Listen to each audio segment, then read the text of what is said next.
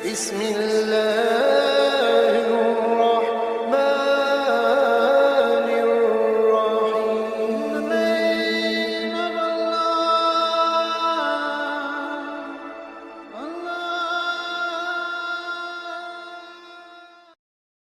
أعوذ بالله من الشيطان الرجيم. بسم الله الرحمن الرحيم.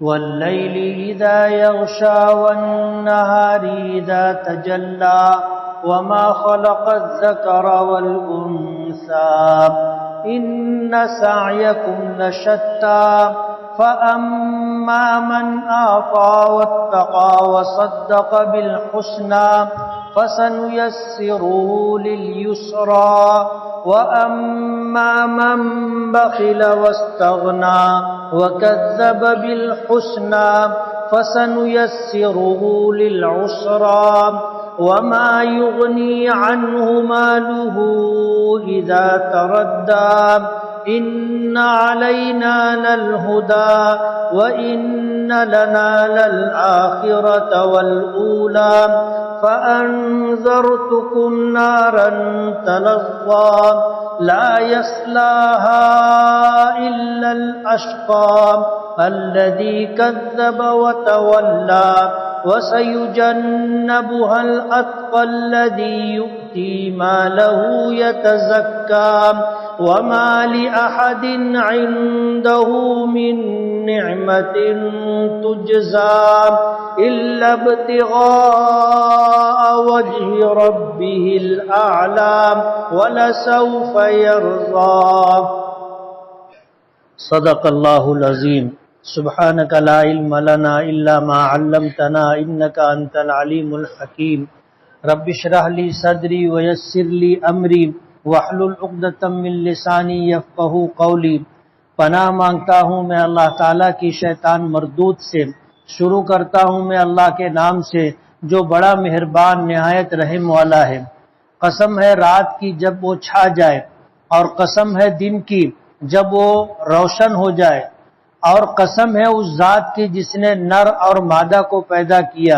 بے شک تمہاری کوششیں مختلف ہیں، پر جس شخص نے اللہ کے راستے میں مال خرچ کیا اور ڈرا اور تصدیق کی بھلی بات کی، پس ہم اس کے لیے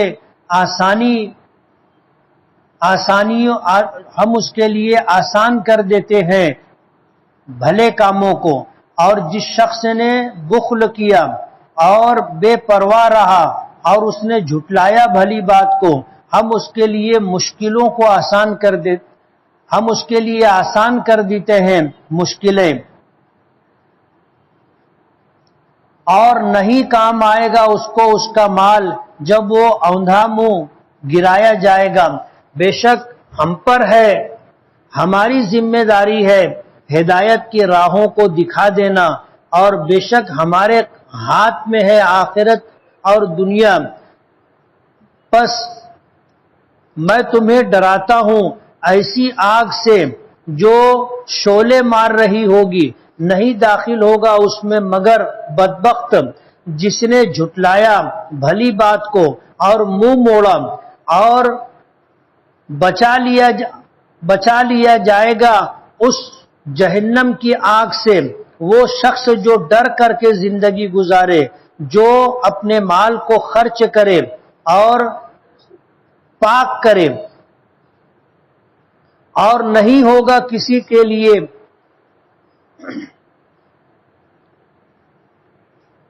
اور نہیں ہوگا کسی کا کوئی احسان،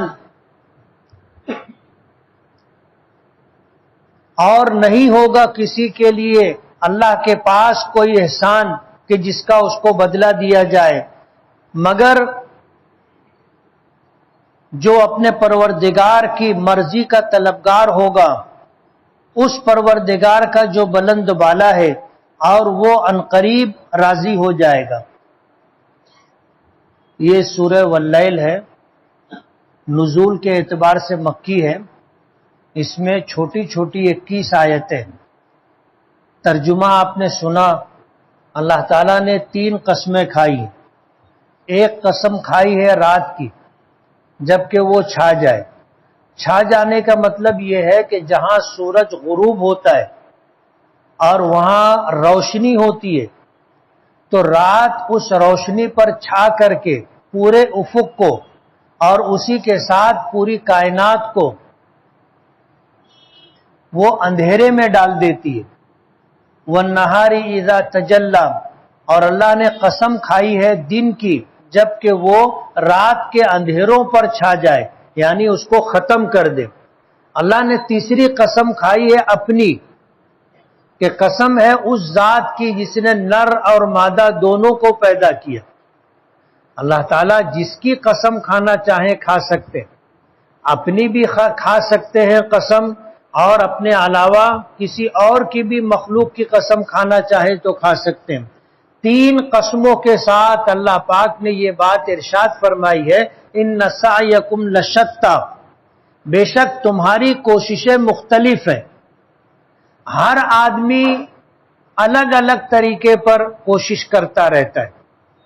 آخرت کے اعتبار سے کچھ لوگ نیکی اور بھلائی کے کاموں میں کوشش کرتے رہتے ہیں، اور کچھ لوگ ایسے ہوتے ہیں جو شر اور گناہ کے کاموں میں لگے رہتے ہیں، اس لائن سے کوشش کرتے رہتے ہیں۔ اللہ پاک نے فرمایا کہ بے شک تم سب لوگوں کی کوششیں مختلف ہیں، ایک جیسی نہیں ہے۔ سب نیکی کے راستے پر ہو ایسا نہیں ہے، اور سبھی گناہ کے راستے پر ہو ایسا بھی نہیں ہے، سب کی کوششیں مختلف ہیں۔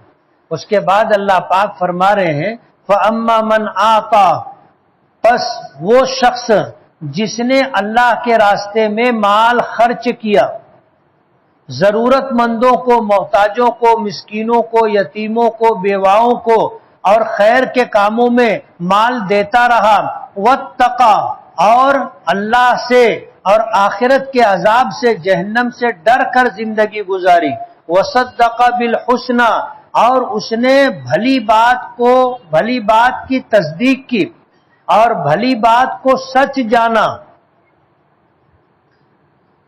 تو ہم اس کے لیے آسان کر دیتے ہیں آسانیوں کو۔ حدیث پاک میں آتا ہے اللہ نے اپنے علم و ازلی اور ابدی کے مطابق جب انسانوں کو پیدا کیا تو ان میں سے اللہ کو پہلے سے اس بات کا علم ہے کہ اس شخص کو میں دنیا میں بھیجوں گا، اسے مال دوں گا یا غریبی دوں گا، اسے جوانی دوں گا، اور اسے مواقع دوں گا نیکی کے بھی اور گناہوں کے بھی، تو یہ کیا کرے گا؟ اللہ کو پہلے سے علم ہے۔ جو لوگ بھلائی کے کاموں میں جد و جہد اور کوشش کریں گے یہ اہل سعادت ہیں، نیک بخت ہیں، جنت میں جانے والے ہیں۔ اور وہ لوگ جو اللہ کے دیے ہوئے مال کو، اللہ کی دی ہوئی صلاحیتوں کو، اللہ کے دیے ہوئے مواقع کو گناہوں کے لیے استعمال کریں گے، وہ اہل شقاوت ہیں، بدبخت ہیں۔ اللہ کو پہلے سے علم ہے۔ تو اللہ تعالیٰ کے علم ازلی اور ابدی کے مطابق حدیث پاک میں آتا ہے کہ اللہ پاک نے اپنے علم ازلی اور ابدی کے مطابق جو نیک بخت ہوتے ہیں ان کے لیے نیکی کے کاموں کو آسان کر دیتے، اور جو بدبخت ہوتے ہیں ان کے لیے گناہوں کو آسان کر دیتے۔ میں نے پیچھے یہ بات بتائی تھی کہ اگر ہمارے لیے نیکی آسان ہو جائے، نمازوں کا پڑھنا آسان ہو جائے، صبح کی نماز کے لیے اٹھنا، تہجد کے لیے اٹھنا، قرآن کریم کی تلاوت کرنا، اللہ کا ذکر کرنا، اگر یہ کام ہمارے لیے آسان ہو جائیں تو یہ سعادت اور نیک بختی کی علامت ہے۔ اور اگر ہمارے لیے گناہ اور اللہ تعالیٰ کی ناراضگی کے کام آسان ہو جائے کہ چوری کرنے میں مہارت ہو جائے، دھوکہ دینے میں مہارت ہو جائے، خیانت کرنے میں مہارت ہو جائے، لوگوں کو لوٹنا ہمارے لیے آسان ہو جائے، تو یہ علامت اچھی نہیں ہے، یہ بدبختی اور شقاوت کی علامت ہے۔ اللہ تعالیٰ جن کے لیے خیر مقدر کر دیتا ہے ان کے لیے نیکیاں آسان ہو جاتی، اور جن کے لیے بدبختی مقدر کر دیتا ہے ان کے لیے گناہ آسان ہو جاتا ہے۔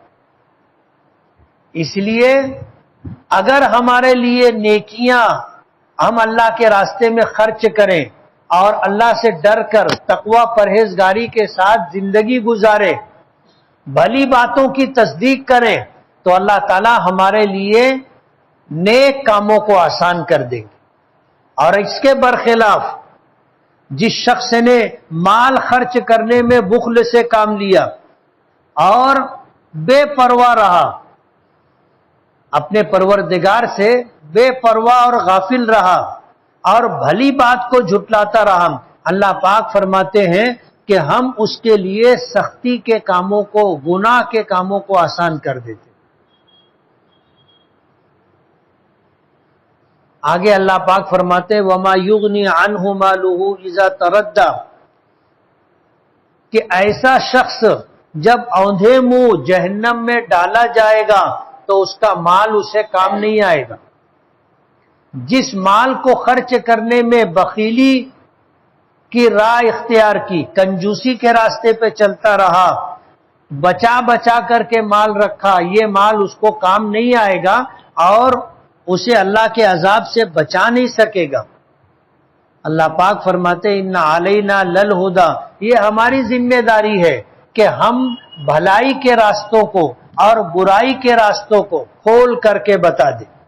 انبیاء کرام علیہم الصلاۃ والسلام کو اللہ پاک نے اسی لیے بھیجا کہ ان انبیاء کرام علیہم الصلاۃ والسلام اور ان کے وارثین قیامت تک علماء کرام لوگوں کو بھلی بری باتوں کی وضاحت کر کے معلومات دیتے رہتے۔ یہ ذمہ داری اللہ پاک کی ہے اور اللہ پاک نے اس بھلی بھلائی اور برائی کی راہوں کو کھول کھول کر کے بتا دیا۔ قرآن کریم میں اللہ نے دونوں باتوں کا تذکرہ کیا اور اسی طرح نبی کریم صلی اللہ علیہ وسلم نے ساری زندگی یہی کام کیا اور ان کے وارثین علماء کرام یہی کام کرتے رہتے ہیں کہ بھلی بات کیا ہے، بری بات کیا ہے، اس کو واضح کرتے رہتے ہیں، لوگوں کو بتاتے رہتے ہیں، سمجھاتے رہتے ہیں۔ اللہ پاک فرماتے ہیں وَإِنَّ لَنَا لَلْآخِرَةَ وَالْأُولَى، ہمارے ہاتھ میں دنیا اور آخرت دونوں ہے۔ ہمارے قبضے میں دنیا بھی ہے اور ہمارے قبضے میں آخرت بھی ہے۔ تنے تنہا ہم اس کے مالک ہیں، تنے تنہا ہم اس کے مالک ہیں۔ ہمارے ہاتھ میں آخرت بھی ہے اور دنیا بھی ہے۔ فرماتے ہیں فَأَنذَرْتُكُمْ نَارًا تَلَظَّىٰ، میں نے تمہیں اس آگ سے ڈرا دیا ہے جو تپتی ہوئی آگ ہوگی، شعلے مارتی ہوئی آگ ہوگی، بھڑکتی ہوئی آگ ہوگی، میں نے تمہیں اس سے ڈرا دیا ہے۔ فرمایا کہ اس میں نہیں داخل ہوگا مگر بدبخت۔ اور بدبخت کون ہے؟ الذی کذب، جس نے اللہ کی وحدانیت، ربوبیت، الوہیت کو جھٹلایا، جس نے انبیاء کرام علیہم الصلاۃ والسلام کی رسالت و نبوت کو جھٹلایا، جس نے قرآن کریم کو جھٹلایا، جس نے اسلام کو جھٹلایا۔ وتولا، اور بھلی باتوں سے منہ موڑ کر کے، پہلو تہی کر کے وہ چلتا رہا، ایسے لوگوں کو جہنم کی دہکتی ہوئی آگ میں ڈالا جائے گا۔ وَسَيُجَنَّبُهَا الْأَتْقَى، اور بچا دیے جائیں گے وہ لوگ جو متقی اور پرہیزگار ہوں گے، یعنی اللہ سے ڈر کر کے زندگی گزاریں گے، گناہوں سے بچ کر کے زندگی گزاریں گے۔ الذی، یہ کون لوگ ہیں؟ الذی یؤتی مالہ یتزکا، جو اپنا مال اللہ کے راستے میں خرچ کرتے رہیں گے۔ یؤتی مالہ، جو اللہ کے راستے میں اپنا مال خرچ کریں گے، یتزکا، اور مال خرچ کر کے اپنے مال کو پاک کریں گے۔ زکوٰۃ دینے سے مال پاک ہوتا ہے، اللہ کی راہ میں مال خرچ کرنے سے مال پاک ہوتا ہے، اور مال آدمی خرچ کرتا ہے تو اللہ تعالیٰ اس کے نفس کو بھی پاک کرتے ہیں۔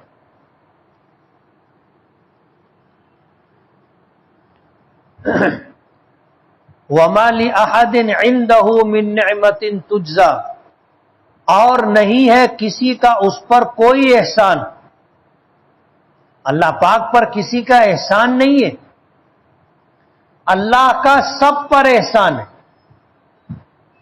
کسی کا اللہ پر کوئی احسان نہیں ہے تجزا جس کا بدلہ دیا جائے۔ علماء نے لکھا ہے کہ اللہ کی بارگاہ میں کل میدان محشر میں 3 عدالتیں ہوں گی۔ ایک عدالت نعمتوں کی ہوگی، اللہ نے اس دنیا میں انسانوں کو وجود عطا کیا، بے شمار مخلوقات اللہ نے پیدا کی، اور ان مخلوقات میں سے اللہ نے ہمیں انسان بنایا، ایمان کی دولت دی، نبی کریم صلی اللہ علیہ وسلم کا امتی بنایا، قرآن کریم عطا کیا، مکمل دین عطا کیا، تندرست جسم عطا کیا، نیک وفادار بیوی دی، فرما بردار بچے دیے، اور دنیا کی بے شمار نعمتیں اللہ پاک نے دی۔ کل قیامت کے دن میدان محشر میں جب پہلی عدالت میں پہنچیں گے، یہ وہ عدالت ہوگی جو نعمتوں کی عدالت ہوگی، اور ان نعمتوں کے بدلے میں اللہ پاک نیکیاں لیں گے۔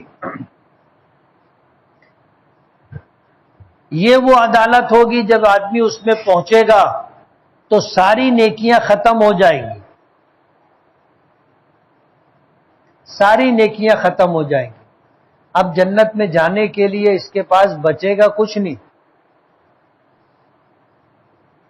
ہم دنیا میں صبح سے شام تک اللہ کی نعمتوں کو برتتے ہیں، استعمال کرتے، اور ایک پیسہ ہمارا اس پر خرچ نہیں ہوتا۔ کل قیامت کے دن ان نعمتوں کے بدلے میں نیکیاں دینی پڑیں گی، لیکن جس نعمت کو ہم نے برتا، استعمال کیا، اور اس پر اللہ کا شکر ادا کیا، صبح اٹھے اللہ کا شکر ادا کیا، الحمدللہ الذی احیانا بعد ما اماتنا والیہ النشور، ہم نے ناشتہ کیا، ہم نے اللہ کا شکر ادا کیا، پانی پیا، میٹھا کھایا، تیکھا، جو بھی ہم نے کھایا اللہ کا شکر ادا کیا۔ دوپہر شام دن بھر میں جتنی نعمتیں ہم نے برتی اور استعمال کی اور اس پر اللہ کا شکر ادا کیا، ان نعمتوں کا حساب نہیں ہوگا۔ اور جن نعمتوں کو ہم نے برتا اور استعمال کیا اور اس پر اللہ کا شکر ادا نہیں کیا، کل اللہ کی بارگاہ میں میدان محشر میں پہلی عدالت نعمتوں کی ہوگی، اللہ کی ان نعمتوں کو برتنے، استعمال کرنے کے بدلے میں ہمیں نیکیاں دینی پڑے گی۔ دوسری عدالت حقوق العباد کی ہوگی۔ حقوق العباد، ہم پر بندوں کے بھی احسانات ہیں، ماں باپ کے، استاذ کے، پڑوسیوں کے، دوست احباب کے، جن جن لوگوں کے ہم پر احسانات ہیں، جن جن لوگوں کا ہم پر حق ہے، اس کا ادا کرنا ہمارے ذمے ضروری ہے۔ اگر ہم نے اس میں کوتاہی کی، کل قیامت کے دن دوسری عدالت میں بندے کھڑے ہوں گے بدلہ لینے کے لیے۔ نبی کریم صلی اللہ علیہ وسلم نے فرمایا، پوچھا ایک مرتبہ صحابہ کرام سے کہ بتاؤ میری امت میں مفلس شخص کون؟ صحابہ کرام کہنے لگے کہ جو غریب آدمی ہو، جس کے پاس گھر نہ ہو، سواری نہ ہو، جس کے پاس گزارے کا انتظام نہ ہو، مفلس آدمی وہ ہے۔ حضور نے فرمایا نہیں، میری امت کا مفلس آدمی وہ ہے کہ کل قیامت کے دن آئے گا تو نیکیوں کے انبار لے کے آئے گا، پہاڑوں کی طرح نیکیاں لے کر کے آئے گا، لیکن دنیا میں بندوں کے حق ضائع کیے ہوں گے، اور جب اللہ کی بارگاہ میں پہنچے گا تو اپنا حق لینے کے لیے بندے کھڑے رہیں گے۔ ان لوگوں کو جن کا حق تھا اس کی نیکیاں لے کر کے ان کو دے دی جائیں گی۔ ایک وقت آئے گا نیکی ختم ہو جائے گی اور اپنے حق کا مطالبہ کرنے والے بندے کھڑے رہیں گے۔ پھر حضور نے فرمایا کہ اس موقع پر جو آدمی اپنا حق لینے کے لیے کھڑا ہوگا اس کے نام اعمال میں سے گناہ نکال کر کے اس کے اوپر ڈال دیے جائیں گے۔ شراب نہیں پیا ہوگا، شراب کا گناہ اس کے نام اعمال میں آ جائے گا۔ جوا نہیں کھیلا ہوگا، جوا کھیلنے کا گناہ، زنا نہیں کیا ہوگا، زنا کرنے کا گناہ، اس طرح کے گناہ اس کے نام اعمال میں آ جائیں گے، نیکیاں ختم ہو جائیں گی۔ حضور نے فرمایا میری امت کا مفلس آدمی یہ ہے کہ کل قیامت کے دن اس کے پاس نیکیوں کے انبار ہونے کے باوجود بچے گا کچھ نہیں، یہ ہے مفلس شخص۔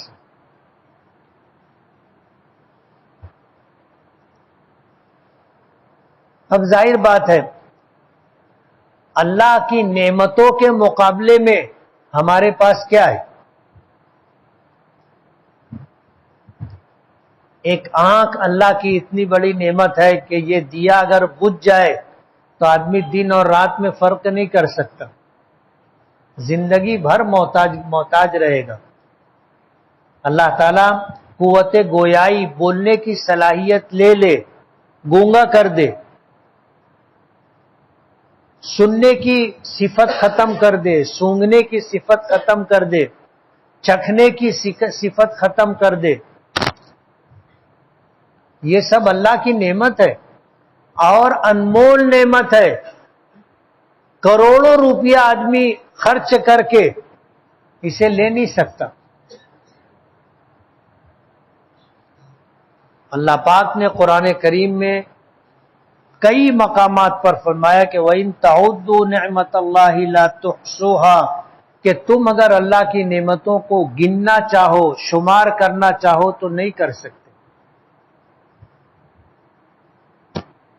اس لیے ہمیشہ کا معمول بنانا چاہیے، ہر بھلے کام کو شروع کرنے سے پہلے بسم اللہ پڑھنا اور پھر درمیان میں اور اخیر میں الحمدللہ کہنا۔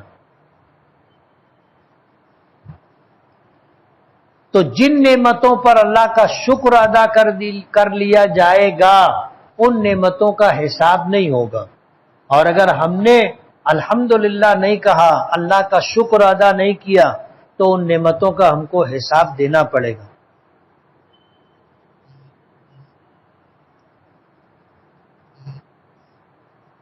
اور نہیں ہے کسی کا اس پر احسان جس کا بدلہ دے۔ إِلَّا ابْتِغَاءَ وَجْهِ رَبِّهِ الْأَعْلَى، مگر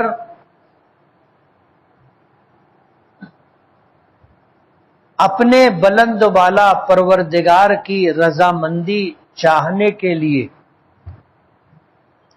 ابتغاء چاہنا، وَلَسَوْفَ يَرْضَى، اور عنقریب پروردگار ان سے راضی ہو جائے گا۔ جو لوگ اللہ کی مرضی کے مطابق زندگی گزاریں گے، اللہ کو راضی کرنا چاہیں گے، اللہ ان سے راضی ہو جائے گا۔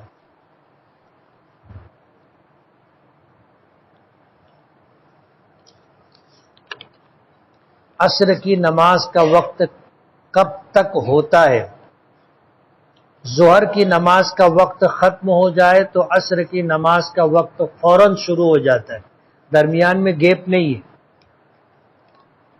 ظہر کا وقت کب ختم ہوتا ہے اور عصر کا وقت کب شروع ہوتا ہے، اس میں علماء کے دو قول۔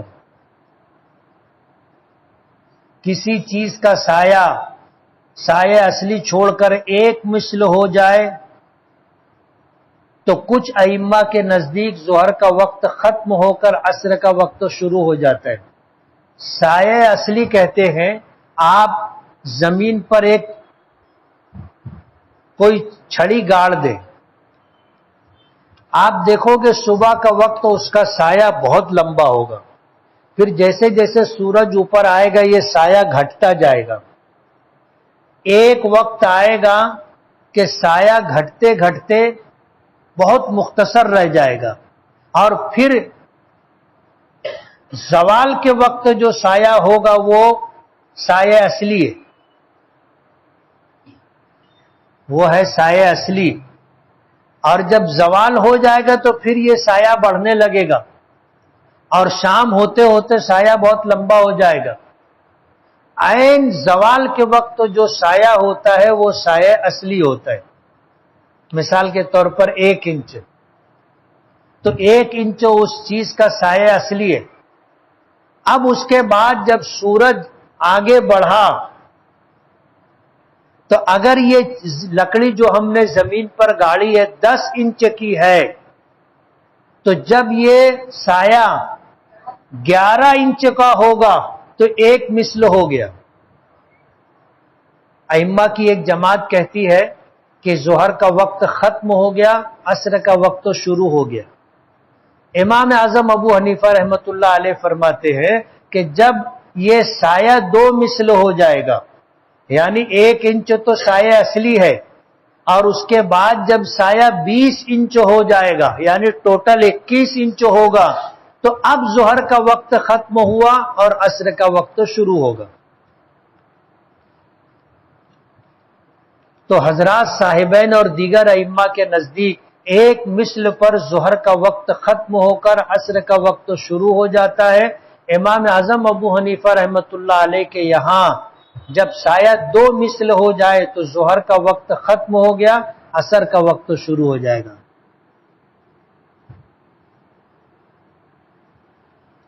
کچھ لوگوں کو دیکھنے میں آیا کہ الٹے چپل سیدھے کرتے ہیں، ان سے پوچھو تو کہتے ہیں کہ الٹے چپل کو سیدھا کر دینے سے گھر میں شیطان نہیں آتا، کیا یہ بات درست ہے؟ رہنمائی فرمائے۔ نہیں، ایسی کوئی بات نہیں ہے، اور ایسے چپل اگر الٹا ہے تو سیدھا کر ہی دینا چاہیے۔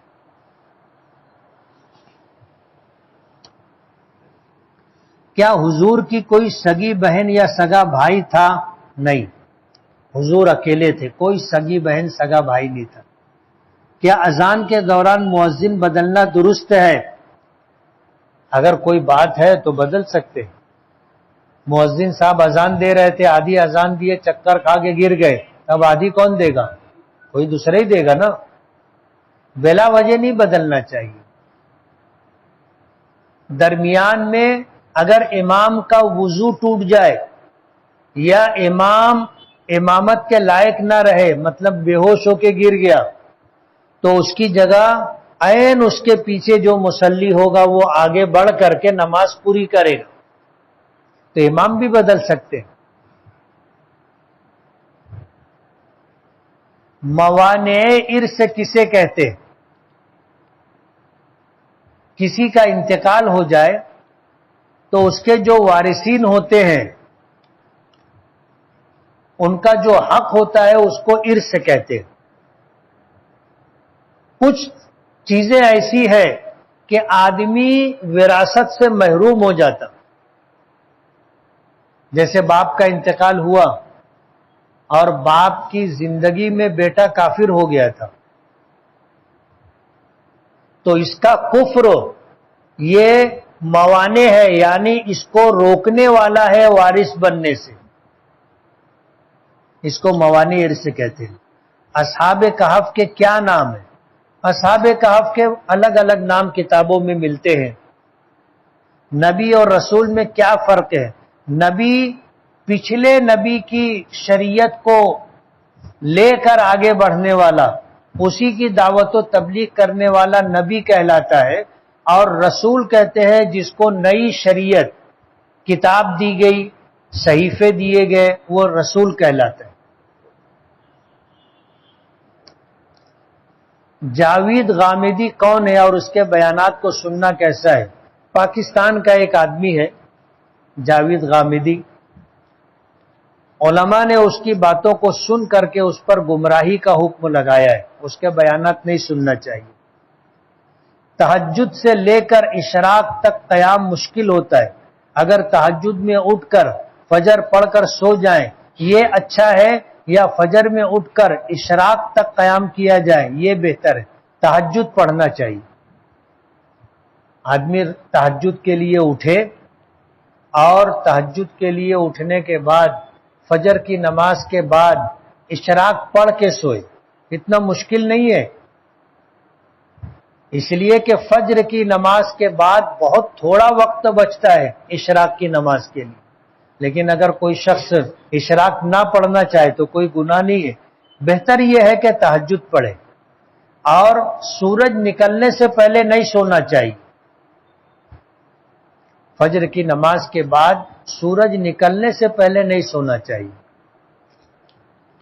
کئی سارے اردو اخباروں میں اللہ اور حضور کا نام رہتا ہے، اور صبح میں اخبار والے آ کر اخبار کو چپل کے پاس یا گھر کے صحن میں پھینک دیتے. کیا یہ درست ہے؟ ظاہر بات ہے کہ اللہ اس کے رسول کے نام کو اگر بے حرمتی کی نیت سے کوئی شخص اس طرح پھینکتا ہے تو وہ گنہگار ہے، اور اگر اس کی نیت یہ نہیں ہے، اخبار ڈالنا ہے، اللہ اس کے رسول کے نام کی اہانت نہیں ہے، تو گنہگار نہیں. پانی کے پاؤس میں جو مچھلیاں ہیں وہ جب پاخانہ کرتی ہے تو وہ پانی میں ہی رہتا ہے، تو کیا اس پانی سے وضو درست ہوگا یا نہیں؟ درست ہوگا. ظاہر بات ہے پانی کے اندر جب تک اس کا رنگ، بو، مزہ نہ بدلے وہ پانی پاک ہے. جیسے ہمارے پاس کوئی پانی آیا، ہمیں نہیں معلوم پانی کہاں سے، اگر اس کا رنگ نہیں بدلا ہے، اس میں بدبو نہیں ہے، اس کا مزہ نہیں بدلا ہے، تو وہ پانی پاک ہے. کیا شرعی معذور کے پیچھے نماز ہوگی یا کیا ہو جائے گی؟ جو شخص معذور ہے، شرعی معذور ہے، اس کو امام نہیں بننا چاہیے، لیکن اگر وہ امامت کے لیے کھڑا ہو گیا تو اس کے پیچھے نماز ہو جائے گی، لیکن نماز مکروہ ہوگی. تشہد میں انگلی اٹھانے کا طریقہ کیا ہے؟ آدمی جب قاعدہ اولا یا اخیرہ میں بیٹھا اور جب التحیات پڑھتے ہوئے وہ پہنچے السلام علینا وعلی عباد اللہ الصالحین، اس کے بعد جب اشہد ان لا الہ الا اللہ کہے تو انگلی اٹھائے. ان دونوں بیچ والی انگلی اور انگوٹھے کو اس طرح رکھنا چاہیے، اور یہ انگلی اس طرح اشہد ان لا الہ پر اٹھانا چاہیے، اور الا اللہ پڑھ کے گرا دینا چاہیے، اور انگلی قبلے کی طرف ہونی چاہیے. بعض لوگ کو آپ دیکھو گے ایسے اٹھاتے، آسمان کی طرف نہیں. انگلی اٹھانے کا مسنون طریقہ یہ ہے کہ آپ نے ہاتھ اس طرح رکھا تو قبلے کی طرف انگلی اٹھنا چاہیے، نیچے بھی نہیں رہنا چاہیے، اوپر بھی نہیں رہنا چاہیے. بغیر وضو کے قرآن پاک کی سورت جو یاد ہے وہ پڑھ سکتے ہیں کیا؟ پڑھ سکتے ہیں. بغیر وضو کے قرآن کریم چھونا منع ہے. قرآن کریم زبانی پڑھ سکتے ہیں، اور اگر دیکھ کر پڑھنا ہے، چھو کر کے پڑھنا ہے تو باوضو ضرور ہونا ضروری ہے. اگر فرض نماز ہو اور امام چوتھی رکعت کے قاعدے میں بیٹھا ہو تو کیا نیت کرتے وقت پیچھے اس امام کے کہنا ہوگا یا نہیں؟ کہنا پڑے گا. ہم تو اس کی اقتدا میں جا رہے ہیں نا، تو پیچھے اس امام کے کہنا ضروری نہیں ہے، دل میں یہ نیت ہونی چاہیے. اگر فرض نماز کی چوتھی رکعت ملے تو باقی کی 3 رکعت کس طرح ادا کرے اور کب کب کیا پڑھے، کیا کیا پڑھے. آدمی کو اگر آخری رکعت ملی تو یہ امام صاحب کی چوتھی رکعت ہے برابر، ہم آ کر کے شامل ہوئے تو ہماری بھی چوتھی رکعت ہے. اب جب امام سلام پھیر دے گا تو ہم اٹھیں گے، ہم پہلی رکعت کیسے پڑھیں گے؟ ثنا پڑھیں گے، اعوذ باللہ بسم اللہ پڑھیں گے، سورہ فاتحہ پڑھیں گے، سورت پڑھیں گے، یہ ہماری پہلی رکعت. اب امام کے ساتھ 1 رکعت ملی تھی اور 1 رکعت یہ، کتنی رکعت ہو گئی؟ تو ہم قاعدہ کریں گے. اس کے بعد اٹھیں گے تو ہم اٹھنے کے بعد پھر بسم اللہ پڑھ کر کے سورہ فاتحہ پڑھیں گے اور سورت پڑھیں گے. کیوں؟ کہ یہ ہماری دوسری رکعت ہے، دوسری رکعت ہے، اور ترتیب کے اعتبار سے تیسری رکعت ہے. 1 رکعت امام کے ساتھ ملی، 1 رکعت ہم نے اپنی پڑھی، 2 ہوئی تو ہم نے قاعدہ کیا.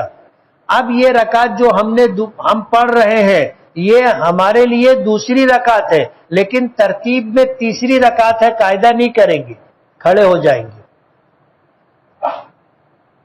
اور 1 رکعت ہم نے امام کے ساتھ پڑھ لی تھی اور 1 رکعت 2 رکعت ہم نے اپنی پڑھی، باقی رہ گئی تیسری رکعت، تو تیسری رکعت میں صرف سورہ فاتحہ پڑھیں گے، سورت نہیں پڑھیں گے۔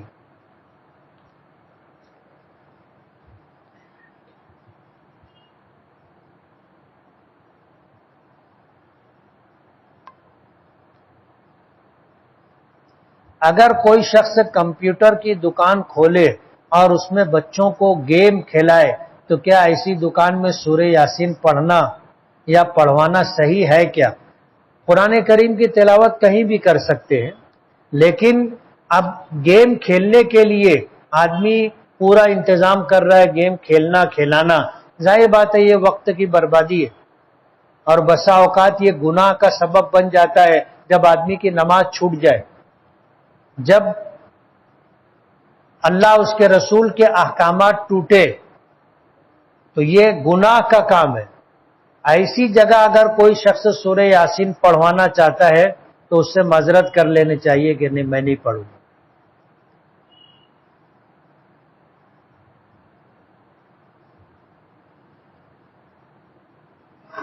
اسکول کے طلبہ تعلقہ لیول اور ضلع لیول پر گیم کھیلنے جاتے ہیں اور اس کھیل میں شطرنج بھی شامل ہے۔ اگر طلبہ تعلقہ لیول یا ضلع لیول پر شطرنج کھیلنے جائیں تو کیا کھیل شروع کرنے سے پہلے بسم اللہ یا سورہ فتح کی آیت وغیرہ پڑھ سکتے ہیں کیا؟ ایک بات اصولی ہے، وہ آپ سمجھ لیں، ہر نیکی اور بھلے کام کے لیے، مباح کام کے لیے بسم اللہ پڑھا جائے گا، گناہ کے کام کے لیے بسم اللہ پڑھنے کی اجازت نہیں ہے۔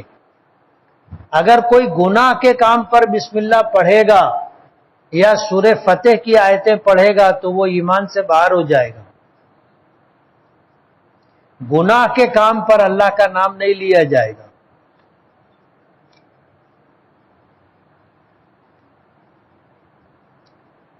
لڑکے کے عقیقے میں 2 بکرے یا بکری ضروری ہے یا ایک بڑا جانور کافی ہے؟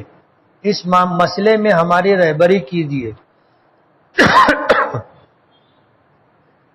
عقیقہ جو کیا جاتا ہے اس عقیقے کی شرعی حیثیت کیا ہے؟ یہ عقیقہ فرض ہے؟ نہیں۔ واجب ہے؟ نہیں۔ سنت ہے؟ اس میں اختلاف ہے کہ اس کو سنت کہا جائے یا سنت نہ کہا جائے۔ وجہ اس کی یہ ہے کہ نبی کریم صلی اللہ علیہ وسلم نے حضرت حسن اور حسین کا تو عقیقہ کیا، باقی کسی اولاد کا عقیقہ نہیں کیا۔ اس وجہ سے عقیقے کے سنت ہونے میں اختلاف ہے۔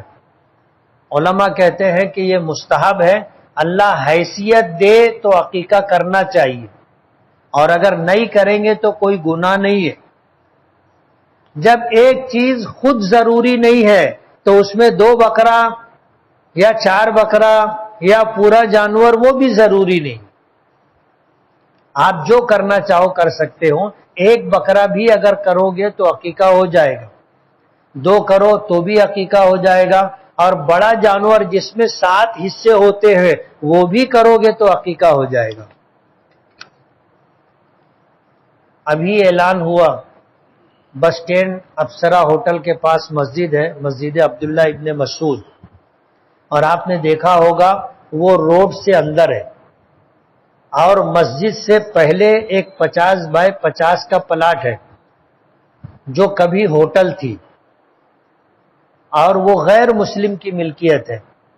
مسجد کے ذمہ داران مسجد کی توسیع کرنا چاہتے ہیں، اس کے لیے انہوں نے اس پلاٹ کا سودا کیا 2,75,00,000 روپے میں۔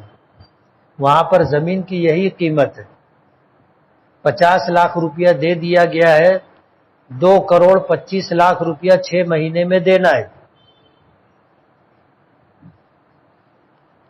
ایک ہے زمین، مسجد کے لیے زمین خریدنا، اور ایک ہے مسجد کے زمین پر مسجد تعمیر کرنا۔ اب ظاہر بات ہے یہ تعمیر جو ہے 100 سال 200 سال 300 سال کے بعد